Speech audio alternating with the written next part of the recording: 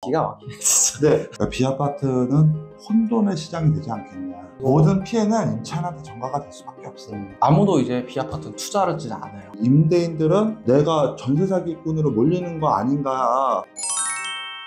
그러면 이어서 2부 한번 얘기해 보겠습니다. 지금까지 일어난 일에 대해서 말씀을 드렸는데 네. 만약에 이 사태를 네. 정부에서 그대로 방치를 한다. 네. 어떻게 될 것 같으신가요? 일단은 아파트 소유자분들하고 네. 비아파트만 가지고 있는 분들의 빈부격차가 또 벌어지겠죠. 그 다음에는 우리 비아파트 소유자 내에서도 지금 이걸 슬기롭게 넘어가시는 분들이 있을 거고, 슬기롭게 하더라도 못 넘어가시는 분들도 있을 거 아니에요. 그분들의 빈부격차가 벌어질 것이겠죠. 그러니까 비아파트는 혼돈의 시장이 되지 않겠냐 이렇게 보고 있습니다. 임차인분들의 부담도 상당해질 것 같아요. 임차인분들은 앞으로 2억 보증금 2억 고가의 보증금 내고 월세도 한 50만 원까지 내시는 상황이 100% 와요. 제가 궁금한 게 네. 현장에서 네. 월세 매물은 바로바로 소화가 되나요? 그냥 순수한 월세 보증금 1000만 원짜리 이런 거 말씀하시는 거죠? 그거는 이제 소화율이 빨라요. 그렇죠. 네, 계약률이 좀 빠른 편인데 이제 2억에 뭐 20만 원짜리 이런 건 아직까지 1000에 얼마짜리보다는 계약률이 좀 더디긴 하지만 네. 그래도 물건이 없다 보니까 또 그런 걸 찾는 분들도 계세요. 월세가 계속 오를 것 같아요, 저는. 그렇죠. 왜냐면 전세금 반환 보증 한도가 가격 통제거든요. 네. 너네 이것만 받아라 해요. 네. 네, 그렇기 때문에 지금 전세금 반환 보증 한도 플러스 알파인 시장이 돼가는 거거든요. 근데 전세금 반환 보증 플러스 알파에서 알파가 제 생각에는 50만 원까지는 무조건 갈 수 있다고 봐요. 제가 참 죄송한 말씀인데 임차인분들한테는 네. 저는 1000만 원당 10만 원으로 전환하고 있어요. 아, 지금요? 예를 들어서 2천만 원 내린다? 네. 20만 원 주세요. 수익률 따지면 12%거든요. 네. 근데 사실 이것도 경쟁이 붙어요. 그렇죠. 임차인들끼리. 근데 임차인한테는 합리적인 선택이에요. 버팀목전세 대출 받으면 이자 뭐 50만 원 이렇게밖에 안 나와. 근데 월세로 들어가면은 80만 원이야. 그러면은 50만 원에서 20만 원 보태는 게 더 안전하거든요. 네, 그럴 수도 있겠네요. 네, 그래서 높은 가격을 불러도 먹히는 거예요. 그럴 수도 근데 있겠네요. 이게 계속 가다 보면 전환율이 높아지면서 결국에는 월세까지 같이 불을 지르는 그런 현상이 돼버리는 거죠. 네, 저는 그렇게 보고 있어요. 네. 오히려 이게 임차인을 보호한다고 얘기는 하지만 부메랑으로 돼서 이제 임차인한테 돌아갈 것 같고. 사실은 어떻게 보면은 전세금 반환 보증 때문에 당장은 전세금을 낮춰줘야 되는 상황인 거잖아요. 네. 그것 때문에만 좀 힘든 거지. 원래는 임대차 시장에라는 먹이사슬의 최하위는 어쩔 수 없이 임차인입니다. 모든 피해는 임차인한테 전가가 될 수밖에 없어요. 이 정부에서 원래는 그 월세에 대해서 임대소득을 몇 년 전까지만 해도 면제였었잖아요. 근데 지금은 2천만 원까지는 이제 분리소득 뭐 얼마까지 공제되는데 본격적으로 이제 월세를 징수를 하겠구나. 그러니까 소득세를 걷겠구나. 그런 임대인 입장에서는 사실 남는 게 없거든요. 세금까지 내게 되면. 그럼 어떡하겠어요? 또 올리든가. 그렇게 되는 거죠. 현상은 계속 그런 일의 반복이 되는 거죠. 네, 계속 고공행진할 것 같고 사실 제 생각에는 선진국들에 비해서 우리나라 월세는 굉장히 저렴하다고 저는 생각을 하고 있어요. 뉴욕이나 이런 데는 그럼요. 300, 500 하는데 저희는 가장 좋은 강남역이 100만 원, 120만 원 요 정도 선이잖아요. 그렇죠. 보통 강남역에 한 10평짜리 전용 면적 10평짜리 기준으로 한 100만 원에서 120만 원 선이니까요. 그렇죠. 또 다른 문제는 제가 볼 때 아무도 이제 비아파트는 투자를 하지 않아요. 그렇죠. 그러니 분양이 안 돼요. 그렇죠. 누가 지어요, 집을? 이게 사실적으로 거래가 그래도 되지 않겠냐라고 보시는 분들이 있어요. 3억에 거래돼도 이제 전세에 있던 게 반환 보증이 2억에 되면 1억에 대해서 사다리님식 계산이면 100만 원이 되겠네요. 그러면 2억에 100만 원을 받았을 쪽에 3억을 투자했을 때 3억에 이게 매매가 된다면 1억 투자해가지고 100만 원 나오는 계산이니까 매매가 되지 않겠냐라고 생각들을 하시는데 사다리님도 아시겠지만 현찰 1억이 들어가면 비아파트를 쳐다보지를 않아요. 그 돈이면 서울에 갭 투자 있죠. 그러다 보니까 전세금 반환 보증 저도 이제 답답한 게 지금 사실은 건축업자 하시는 분들이나 그 개발 시행하시는 분들 있잖아요. 이분들도 일이 없는 게 전체적인 건축 경기가 죽어서도 그렇지만 사실은 전세금 반환 보증 영향이 있는 거거든요. 좀 크죠. 그럴 수밖에 없는 게 반환을 못하니까 겁나잖아요. 던져요, 그냥. 금매로 던져요. 네. 그 상태에서 옆에서 만약에 내가 건축업자인데 토지 매입하고 대출이자 내고 건축비하면은 아무리 못해도 원룸이 4억은 받아야 이득이 되거든요. 그렇죠. 근데 그 옆에 2억 5천짜리가 있는데. 거의 새 거가 있는데 네. 누가 분양을 받겠어요. 아, 그렇죠. 네. 그럼 공급이 없어져요. 네. 그럼 어떻게 되겠어? 월세가 천정부지로 오르는 거예요. 하늘 높은지 모르고 오르게 되는 네. 거죠. 지금 그래서 강북 지역이나 이런 데는 그냥 순수 월세 수익률이 8%까지 가는데도 있더라고요. 비아파트가요? 오피스텔 원룸이. 그렇게 갈 네. 수도 있을 것 네. 같아요. 그러니까 1억짜리인데 월세 들어오는 게 1년에 800. 800이라고 해봐야 한 70만 원 정도거든요. 실제 네. 강남에도 그런 데들이 있어요. 맞아요. 지금 매물 중에 1억 4,500만 원짜리 네. 매물이 있는데 여기가 보증금 1억 3천에 네. 월세 12만 원을 받거든요. 네. 그러면 내 돈 1,500만 원 들어가서 12만 원을 받는 거잖아요. 네. 그렇죠.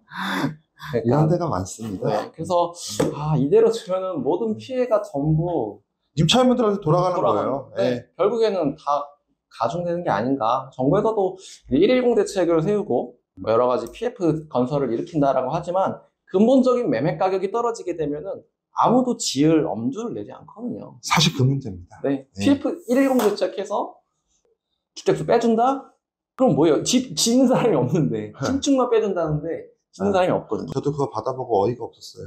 지는 사람이 없는데 이제부터 지으면은 주택수 빼준다고 하는데 누가 짓겠어요? 너무 웃기더라고요. 네. 네. 그 다음에 이제 오피스나 빌라 같은 경우에 신축 분양받으시는 분들이 네네. 실입주보다는 내가 월세를 받기 위해서 빌라를 사는 건 아니거든요.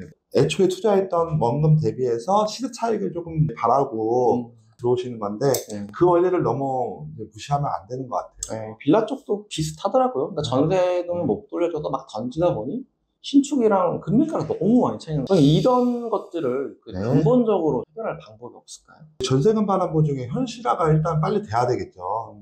현실하고 맞게끔 우리 주택가격 산정 기준을 바로 잡아야 되는 게 맞고 네.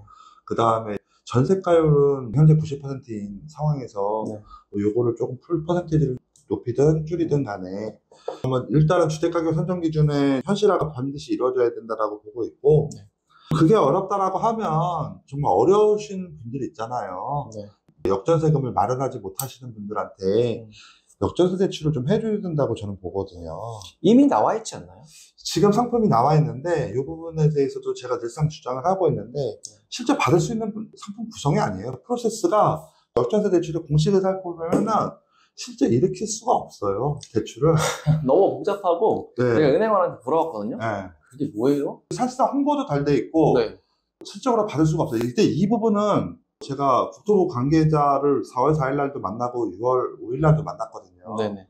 근데 국토부 관계자도 그 역전세 대출은 사용할 수가 없고 네. 새로운 역전세 대출에 대해서 자기가 구상을 한번 해보겠다 이렇게 얘기는 했었거든요. 기가 막히네 진짜. 네, 사실 저희 단체에서 이거에 대해서도 주장을 그동안 해왔는데 네. 이게 담보대출로 하면 안 되고 네. 신용대출로다가 임대인한테 풀어야 되는 부분이거든요. 네. 그러다 보니까 임대인들한테 신용이라든가 담보를 부집이 해야 된다 그러면 네. 사업자 대출에서 보통은 보증서 담보라고 해서 네. 재단에서 보증서를 담보를 해주면 네. 거기서 보증서를 끊어주면 그걸 담보로다가 은행에서 대출을 받는 케이스들이 있거든요. 네네네. 우리 주택 임대하는 사람들도 사업이죠. 세금 내고 하다 보니까 네. 그럼 우리도 사업자 대출 해달라 이거예요, 제 얘기는. 굉장히 합리적인데요. 네. 그래서 사업자 대출을 해주게 되면 그거 받아가지고 임차인들 안전하게 빼겠다. 그리고 새로운 임차인 받을 거고 네. 그거에 대해서 내가 갚으면 되는 거 아니냐.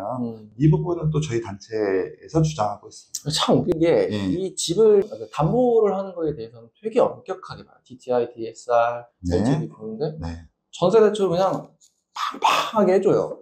그게 그래서 반환할 때 대는 역전세 대출을 받으려고 하니까, 안 되죠. 이래서 저래서 안 되고 50%만 나옵니다. 이것도 사실 우리가 반성해야 되는 부분인데 우리는 알면서 이걸 사용을 했으니까 네네네. 어떻게 보면 세입자의 전세 대출을 우리가 레버리지로 사용한 거니까. 네. 근데 일관성이 있었으면 좋겠어요. 네. 임대인도 안 해줄 거면, 네. 임차인도 해주지 말라는 거예요. 그냥 네. 모든 어떤 일들이 갖다가 좀 일관성이 있어야 되는 거고, 네. 그 다음에 이제 대입한테 이제 받아서 나간 세입자의 집주인들은 네. 허브에서 경매를 실행을 하거든요. 물론 실행 전에 네. 몇 달 정도 상환 기간을 주거든요. 근데 이제 경매 실행하고 셀프 낙찰까지 보통 가게 돼요. 네. 그 과정에서 뭐 임대인도 힘들죠. 임차인도 심적 고통이라든가 재산상의 손해가 좀 있거든요. 네. 그러다 보니까 그러지 말고 좀 우리가 이거를 갖다가 나중에 최근에 뭐 낙찰가 대비해서 어느 정도 집주인들이 손해를 좀 보더라도 허그나 LH나 뭐 SH 등 각 지역공사 있잖아요. 거기서 좀 매입을 해주는 방식도 있지 않나. 그러면 그 집이 임차인들은 기다리지 않아서 좋고, 그렇죠. 또 임대인들은 내가 전세 사기꾼으로 몰리는 거 아닌가 하는 그런 걱정을 안 하게 되거든요. 네. 또 임차인하고 임대인하고 쓸데없는 분쟁도 안 생길 수 있고요. 저희가 이제 매도왕이라는 서비스를 운영하는데 네. 집을 빨리 팔아주는 서비스거든요. 오. 이 문제를 해결하고 싶어서 엄청 저희도 머리를 많이 굴렸어요. 네. 일단 우리가 전세 세입자의 돈을 우리 돈으로 내주고 네. 그 집을 우리가 근저당을 걸어서 빨리 팔아줄까? 네. 경매로 내붙여볼까? 그런데 진짜 뾰족한 수가 없더라고요. 네. 굉장히 좀 어려운 일이고 네. 뭐 정부 관계자분들한테 만약에 이 영상을 보신다면 뭐 어떤 하고 싶으신 게 있으실까요? 영상 편지 형식으로 하나요? 네, 한마디 해주시죠. 네. 정부 관계자님들, 저희 이제 개투자했던 임대인들도 문화발시 확장이라고 하죠. 그렇게 했던 임대인들도 진짜 많이 반성하고 있고, 지금은 이제 많은 임대인들이 이제 부자가 되고 싶다는 마음보다는 내 임차인들한테 피해를 주고 싶지 않다는 마음이 큽니다. 임대인하고 임차인하고 더 이상 사이가 벌어지지 않고 임대인도 좀 편하게 살 수 있고 우리 임차인들도 편하게 보증금 반환을 받을 수 있도록 탈출구를 좀 만들어 주셨으면 좋겠습니다. 네, 잘 들었습니다. 네. 마지막으로 저희가 한국임대인연합에 힘을 보탤 수 있는 방법 같은 게 있을까요? 저희가 뭐 네이버 카페도 운영을 하지만 사실상 모든 일들은 한국임대인연합이라는 카카오톡 오픈 채팅방이 있거든요. 네. 그 안에서 저희가 좀 하는 일들이 또 소소하게 있고, 그 안에 들어오시면은 후원 계좌도 있고요. 이건 안 되겠다 싶을 때라든가, 우리가 좀 필요가 있다라고 생각이 들면 이제 집회도 좀 하거든요. 그때 같이 동참해 주시고, 이제 같이 이제 단체 행동에 좀 나서 주시면 많이 감사하겠습니다. 알겠습니다. 저희 직원들한테 시켜서 아침마다 매일 댓글을 달라고 하겠습니다. 그리고 네. 저도 사실 국토부에 1인 시위를 간 적이 있었어요. 아, 그러세요? 네, 공무원분들 이제 식사하고 왔다 갔다 하는데 피켓 들고 서 있었거든요. 아, 고생하셨네요. 근데 혼자 하니까 굉장히 창피하더라고요. 아, 그렇죠. 그래서 떼거지로 가야 좀 덜 창피하니까 네. 그런 것도 좀 첨삭을 하고 네.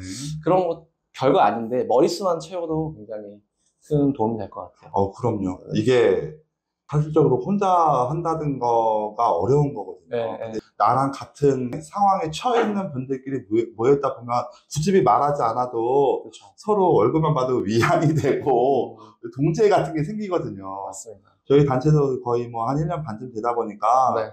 서로 이제 누나 형 하면서 동생 하면서 서로 또 챙길 거 있으면 챙겨주고 이렇게 좀 잘들 지내고 있습니다. 많은 분들이 이 영상 보시고 들어오셔서 잘들 지내시고 위안도 좀 받으셨으면 좋겠네요. 네, 감사합니다. 네. 그 오픈 채팅방은 고정 댓글로 제가 남겨놓을 테니까 네, 감사합니다. 많이들 좀 방문해 주시면 좋겠습니다. 네, 감사합니다. 네, 그럼 오늘 영상은 여기까지 하겠고요. 오늘 출연해주신 한국임대연합회 강희창 회장님 너무 반가웠습니다. 네, 감사합니다.